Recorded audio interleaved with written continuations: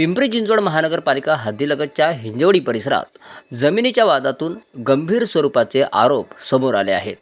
हुलावळे कुटुंबियांनी काही व्यक्तींविरुद्ध न्यायालयीन प्रकरणे मागे घेण्यासाठी दबाव टाकणे, जमीन ताब्यात देण्यास भाग पाडणे, त्याचप्रमाणे जीवे मारण्याच्या धमक्या देणे अशा गंभीर आरोपांसह खुनाचा गुन्हा दाखल करण्याची मागणी करत थेट पोलीस आयुक्तांकडे तक्रार दाखल केली आहे. फिर्यादी विशाल दत्तात्रय हुलावळे, विवेक अर्जुन हुलावळे तसेच अर्जुन महतू हुलावळे राहणार हिंजवडी तालुका मुळशी यांनी दिलेल्या निवेदनानुसार त्यांच्या कुटुंबियांच्या मालकीची गट क्रमांक 60 अशी शेतजमीन असून त्याबाबत दिवाणी न्यायालयात विविध दावे प्रलंबित आहेत.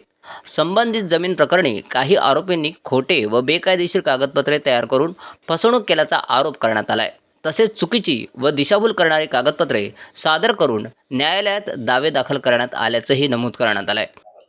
आमची एकच मागणी आहे, आमच्या घरातल्यांची फसवणूक करण्यात आलेली आहे व डेव्हलपमेंट ॲग्रीमेंटच्या नावाखाली फसवून खरेदी करून घेण्यात आलेलं आहे व त्याची सातबाऱ्यावरती 2007 पासून 21 पर्यंत कधीही नोंद घेतलेली नव्हती. त्यासाठी आम्ही ज्यावेळेस त्यांनी नोंद धरली 2021ला, त्यावेळेस आम्ही 2022ला लगेच त्याच्यावरती न्यायालयीन दावे दाखल केलेले आहेत. हे दावे न्यायप्रविष्ट असताना आम्हाला या लोकांकडून धमक्या येतात की तुम्ही कोर्ट केस माघारी घ्या, नाहीतर आम्ही तुमच्या जीवाचं बरे वाईट करील, किंवा आम्ही 40-50 लाख रुपये घालवून पोलिसांकडून थ्रू सेटिंग आणून 100 पोलिस तिथे प्लॉटवरती आणून तुमच्याकडून ताबा हिसकावून घेऊ. दरम्यान अहिल्यानगर येथील डॉक्टरांना कित्येक कोटींचा गंडा घालणाऱ्या विजय मर्दा या व्यक्तीवर फसवणुकीचे गुन्हेही दाखल आहेत आणि त्या प्रकरणी त्यांना अटकही झाली होती. अविनाश गणपत पाटील, मयूर वसंतलाल शेठिया, श्रीपाद विमलचंद मेहता, दत्तात्रय मारुती मोरे अशा आरोपींना जीवे मारण्याची धमकी, फसवणूक, जबरदस्ती तसेच मृत्यूस कारणीभूत ठरणे या संदर्भात गंभीर त्यांच्यावर गुन्हे दाखल करून सखोल अशी चौकशी करावी आणि कठोर कारवाई करावी. त्याचप्रमाणे आम्हाला न्याय मिळावा अशी मागणी हुलावळे कुटुंबियांनी केली आहे. या सर्वांमध्ये खूप मोठी लोक इन्व्हॉल्व आहेत. त्यामध्ये विजय मर्दा हे इन्व्हॉल्व आहेत. यांच्यावरती नगरमध्ये अनेक बँकेची फसवणूक व अनेक लोकांची जमिनीमध्ये फसवणूक केलेले गुन्हे दाखल आहेत. ते आम्ही पोलिसांच्या निदर्शनास आणून दिले असता पोलीस याबाबत काही बोलत नाहीयेत. त्यासाठी आम्ही CP ऑफिसला अर्ज केलेला आहे व आपल्या थ्रू आम्हाला काहीतरी न्याय मिळावा हीच अपेक्षा आम्ही ठेवतो.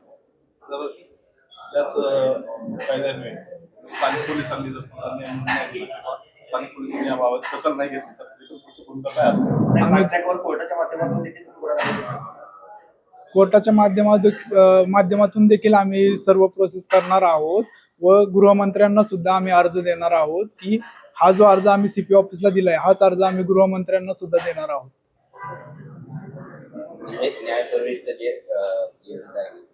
न्यायालयामध्ये तुम्ही गेला, मग गेल्या असतानाही तुम्हाला धमक्या येत आहेत, म्हणजे या गोष्टी तुम्ही पोलीस स्टेशनला सांगितलं नाही का? पोलीस स्टेशनला आम्ही आतापर्यंत 2 ते 3 अर्ज दाखल केलेले आहे या लोकांविरुद्ध, पण त्याच्यात पुढे काही तपास घेतलेला नाही या लोकांनी व त्या लोकांनी आमच्या विरुद्ध एकच अर्ज दाखल केला. आम्ही दाखल केल्यानंतर त्यावेळेस मात्र आम्हाला वेळोवेळी बोलवण्यात आलं पोलीस स्टेशनला व आम्हाला सांगण्यात आलं की आम्ही विजय मर्दा, अविनाश पाटील व मयूर शेटिया यांना पोलीस स्टेशनला बोलवत आहोत, तुम्ही या, समोरासमोर काय असेल ते चर्चा करा. त्यानंतर आम्हाला बाहेर बोलवून परत धमकी देण्यात आली की, आणि त्यावेळेस तर काही शेटिया मर्दा हे आले नाही व पाटील पण आले नाही. फिराईत माणसं येतात, आम्हाला चौकीच्या बाहेर नेतात व धमकी देतात की तुम्ही गुन्हे मागं घ्या, तक्रार केस माघारी घ्या, कोर्टातील दावे माघारी घ्या, नाहीतर आम्ही तुमच्यावर खोटे गुन्हे दाखल करून तुम्हाला कुठेतरी अडकवू. आमची सगळीकडे सेटिंग आहे. तुम्ही ज्या महसूल अधिकाऱ्यांकडे जासाल तिथं आम्ही सेटिंग लावून आमच्या बाजूने निकाल करून घेऊ अशी धमकी देतात व ते निकाल पण करून घेतात त्यांच्या बाजूने. धमक्या नाव काय आहेत आणि कशा प्रकारे ते धमकी देतात? म्हणजे व्हॉट्सअप कॉल करतायत, फोन कॉल करतायत? आम्हाला व्हॉट्सअप कॉल येतो, परत पर्सनल कॉलवरती फोन करून भेटण्यासाठी बोलवतात. तुमच्या जमिनीचा संदर्भ आहे, आम्हाला समोरासमोर भेटून तुमच्याशी बोलायचं आहे असं करून हिंजवडी गावामध्ये येतात किंवा आम्हाला जवळपास बोलवतात. आम्ही त्यांच्या दबावाखाली जाऊन भेटून येतो, त्यांना काय म्हणणं त्यांचं ऐकतो. आम्ही त्यांना सगळं सांगतो की आमचे कोर्टात दावे दाखल आहेत, जो कोर्टाचा निर्णय असेल तो आम्हाला मान्य असेल. ते म्हणतात तुम्ही कोर्टाचा निर्णय वगैरे सोडून द्या, तुम्हाला आम्ही काय सांगतो ते ऐका, हे गुन्हे सगळे माघारी घ्या, नाही तर तुम्हाला जड जाईल असं आम्हाला ते स्पष्ट शब्दात सांगतात.